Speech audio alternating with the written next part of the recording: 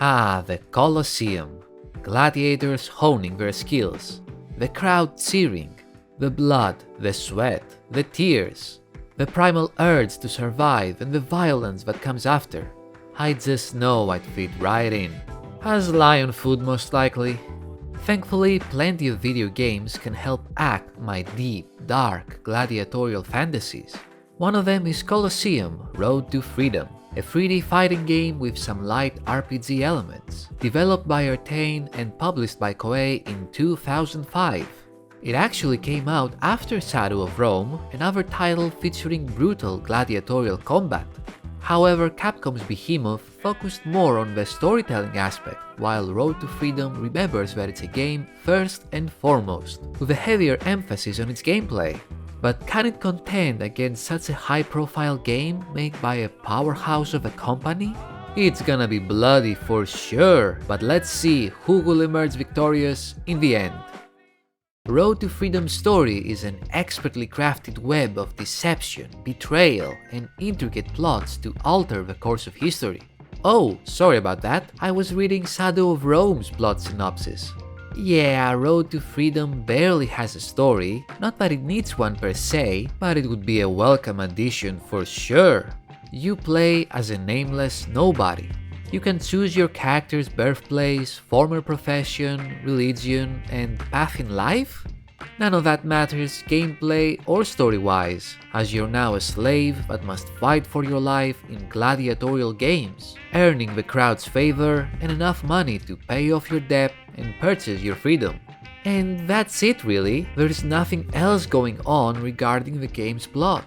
The protagonist barely speaks, the cutscenes advancing the plot are incredibly sparse, and nothing major happens until the end of the game.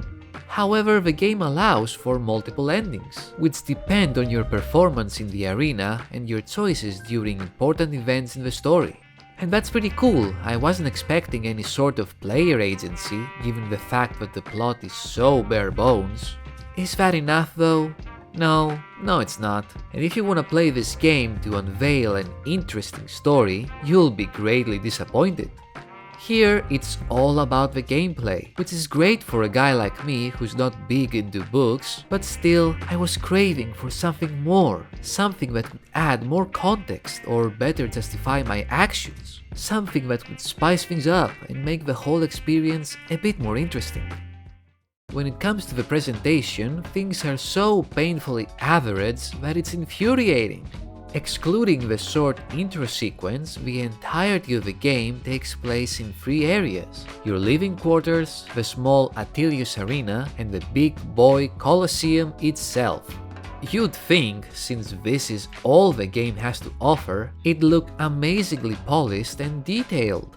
But no, it barely passes as a PS2 game. And let me remind you, it came out in the same year as Shadow of Rome. Are you fucking kidding me? Where do I even begin? The textures are simple, muddy, and uninteresting. The models for the weapons and the main characters are fine for the most part, but everything else is so low poly that it belongs to a PS1 game. Even the crowd is just a bunch of 2D sprites. And yes, I get it, it's PlayStation 2. It couldn't be anything else. But couldn't they implement it or hide it a bit better? It's so prominent during cutscenes and gameplay, it's hilarious. At least the art style is on point and perfectly captures the aesthetic of a Roman era and the allure of gladiatorial combat. But damn, it's all so plain and basic with nothing to keep things interesting and varied. It ends up being aggravating. As for the music, the ambiented combat tracks are serviceable and do a good job complementing the action, but they are so few that you'll be listening to the same compositions over and over.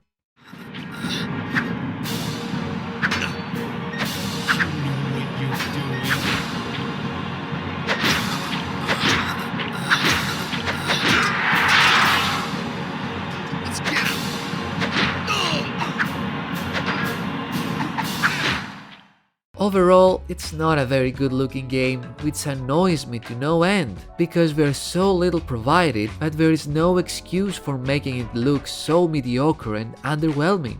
It makes the whole experience a repetitive slog, to be honest. Alright, so we have no story and the game looks like a bargain bin title. That means that all the extra resources available went into perfecting the gameplay, right? Right? Well, Road to Freedom's combat is its strongest point, and it pleasantly surprised me with its complexity, but ultimately frustrated me with its clunkiness.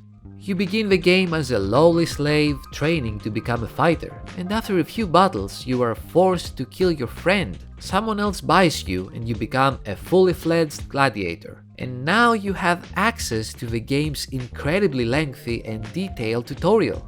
What the fuck? Games don't work like that. You're supposed to start with the tutorial in the first place. Oh well, let's see what we got. You can attack using the face buttons, targeting an opponent's head, body, legs, and arms, kinda like Tekken if you think about it. You can also perform quick jabs or light attacks to take advantage of an opening, or heavy attacks to pummel your foes into submission. You can also block, dodge, and parry attacks, and if all else fails and you have to distance yourself from the onslaught, there is a handy Dark Souls button to roll away into safety. But that's still not all, as you have a variety of different weapons and shields you can equip, which belong to specific combat styles that unlock unique abilities you can use, and there's also an adrenaline meter that when full can turn you into an unstoppable beast. Figuratively, of course, you don't turn into a werewolf or anything like that. And that pretty much sums up the combat. It has so many mechanics, abilities, and tricks you can use, while also managing your stamina and your health, which is divided among each one of your limbs, like Deus Ex. It's overwhelming. It's a shame though that the actual fighting is too clunky to be enjoyable. Even though this is a 3D game, you are locked into a 4-direction movement axis when attacking, which makes moving around and aiming very frustrating, as I was constantly whiffing my attacks and I couldn't position myself, since the camera could only move when I wasn't in combat mode. This whole system works well when you are on a one-on-one duel, but unfortunately, the majority of the game is a Brazzers-endorsed fuckfest, with up to 5 enemies coming for your ass at the same time. Now, you can use all the advanced techniques that the game provides, do fancy maneuvers, float like a butterfly and sting like a two-handed sword, or you can just win every scenario using the same attack over and over and over. Enemies not wearing a helmet? Bonk them on the head repeatedly like the horny little rascals they are. Holding a shield or armored up? Just hack their legs until they die from embarrassment. They can't do anything about it. The enemies try to equip better weapons and surround you, but still they're not smart enough for any advanced tactics. It ends up being so monotonous, as there are only a few events available and they all play out the same. Either kill everyone or survive for a specific amount of time. And it's just that again and again and again, until 50 days pass and the game must decide what to do with you, depending on whether you paid out your debt or not. There's little else besides the arena. You can hone your skills in the training grounds by doing various minigames that grant you points that you can use to enhance your stats. Since the number of points that you gain depends on how well you perform on those minigames, you should only do the easier ones, which isn't a very good system. There are also various active and passive skills you can equip to become more powerful, and as you increase in rank and level up your fighting style, so does the number of skills you can use. Weapons, shields, and armor have also different stats that you have to take into consideration. The complexity of the game's combat mechanics and the surprising depth of its role-playing elements elevate the experience to above average. But then the repetitiveness of the gameplay brings it back down to average again. Seriously, it's the same thing over and over. You wake up, train your skills, then go to bed. You wake up the next day, fight in the arena, then go to bed again. Repeat for 20 hours or so, and that's the game. There's simply not enough to keep you engaged and interested. Sure, there are some intriguing systems at play, like commanding your fellow gladiators, winning the crowd's favor, fighting Roman guards if you fall out of line, and getting rewarded based on your performance. But who cares? It's not enough to even distract you from the basic gameplay. And even though it is indeed the best aspect of the experience, you'll just get sick of seeing the same cutscenes and participating in the same events again and again until the very end. Colosseum: Road to Freedom was a hard game to review, not because it was incredibly complex or morally ambiguous, but because it has barely anything going on for it. The story is non-existent, the graphics are disappointingly average, and the music is just there for the paycheck. The gameplay is surprisingly decent though, with a combat system that is varied and mechanically complex, while you can build your character's stats and abilities however you want. Still, the controls are not intuitive, movement is clunky, and there is not enough variety to keep you playing. If all you care about is gladiatorial combat and you don't mind the game's repetitiveness, you might enjoy it. Otherwise, you'll fall asleep pretty quickly.